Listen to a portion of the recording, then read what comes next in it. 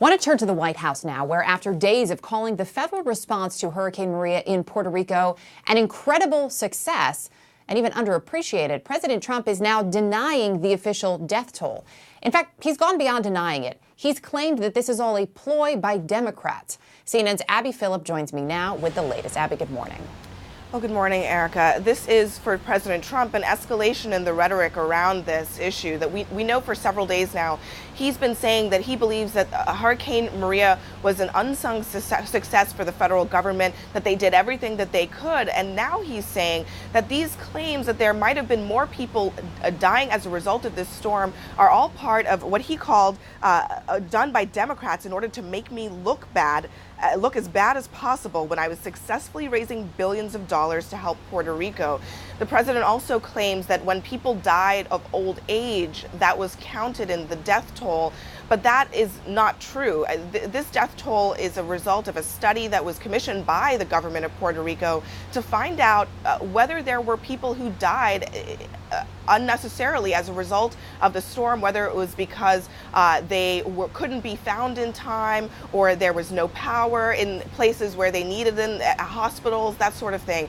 And the president is not addressing any of that, really. He's just simply focusing on what he says is a conspiracy against him when it comes to this death toll. This is coming really at a bad time for the White House. They're trying to refocus attention to Hurricane Florence. They're trying to reassure people in the path of this current storm that the federal government is working as hard as possible on this issue. But President Trump is trying to relitigate Hurricane Maria, trying to get accolades for it. But clearly there's a lot of disagreement on this issue. And frankly, Erica, I think a lot of people on the ground in Puerto Rico, whether or not they agree 100% with these death toll estimates or not, believe that perhaps more should have been done. But you don't hear that at all from President Trump. And last I saw, Abby, there were no public events that we knew of for the president today. Do we know if what he has on his schedule in terms of perhaps meeting with FEMA? We're waiting on a briefing from FEMA coming up, or just how in touch he is with the developments about Hurricane Florence with his officials today? Or are they tight-lipped on that? They are being very tight-lipped on that. President Trump has nothing on his schedule publicly at all today. Yesterday was a day that we were expecting to hear a lot more from the White House. We only got an update on what President Trump's briefings were very late in the day. He spoke to the governor of Georgia. He had gotten briefings on the Florence response, and he spoke about it briefly at the top of an event here at the White House. But it will be interesting to see whether or not they show more of President Trump's engagement on this issue, whether or not he does anything to kind of let folks know exactly how responsive he is being. So it's still pretty early here. We'll see whether we get more from them, but so far, nothing. Erica. Interesting, too, as you pointed out, Abby, that officials there and folks in the White House, in the West Wing, trying to do their best to redirect the president. And he keeps going back to making this about his performance. Are any of those folks talking this morning? Well, so, these tweets just happened moments ago, and often when the president tweets at this hour, this is the time when he's still in the residence. He hasn't even gotten to the West Wing yet. Aides haven't even had a chance to really engage with him. So many of these tweets will come as a surprise to people working for the president. But I have to tell you, over the last several days, there is not a desire in this White House to talk about Hurricane Maria, to relitigate this issue of how many people died exactly. The issue of whether there were casualties in that storm is beyond question. Everybody knows that there were. The job for the president, I think his aides believe, is just to express sympathy in these cases and express a willingness to make sure that the federal government is engaged in future hurricanes. But President Trump is doing something completely different. He's taking this on head on. Yesterday, he was tweeting new attacks at the mayor of San Juan, who he's been engaged with for months since the hurricane.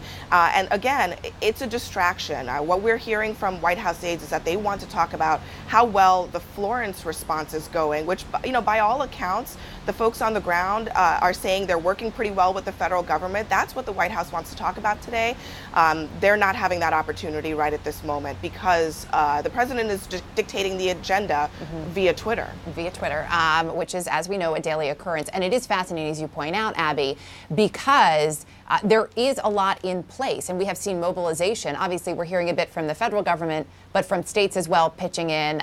We will continue to keep an eye on that. Abby, appreciate it as always. I want to bring in now CNN's Leila Santiago, who joins us from San Juan. Leila, of course, was on the ground from the very beginning.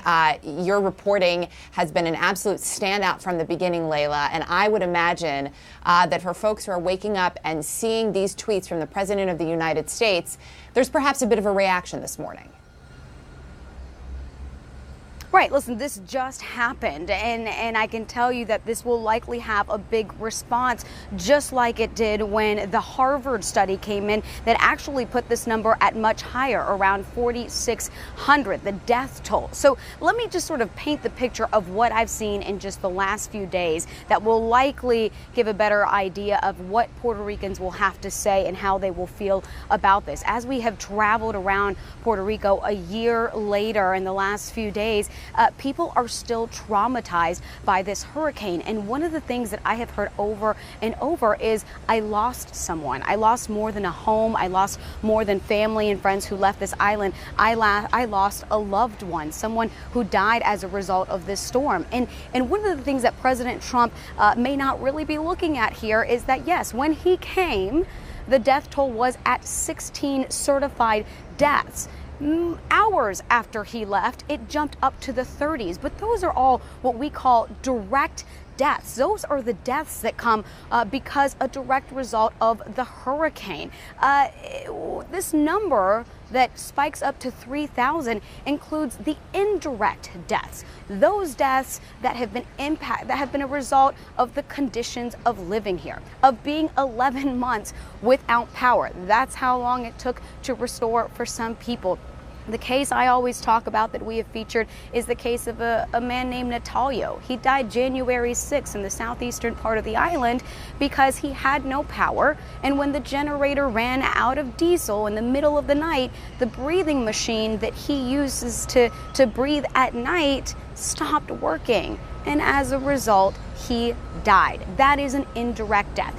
That is a death that is included in this number 3,000, which came from researchers at George Washington University after the government of Puerto Rico commissioned a study to look into the deaths. So when President Trump talks about that small number, that 16 that he quoted as a way to show what a great job the recovery was when he came after the hurricane, he's really only talking about direct deaths. He's not taking into account the people who got into an accident because they didn't see that the bridge was out. The people who didn't have access to hospitals because the roads were closed. The people who didn't have power and needed that breathing machine. The people who couldn't get dialysis because the dialysis center didn't have power to operate and care for these medical patients. That's what the number 3,000 takes into account. That's what the people of Puerto Rico are thinking about. They are thinking that that number reflects the devastation that came after Hurricane Maria, after President Trump left.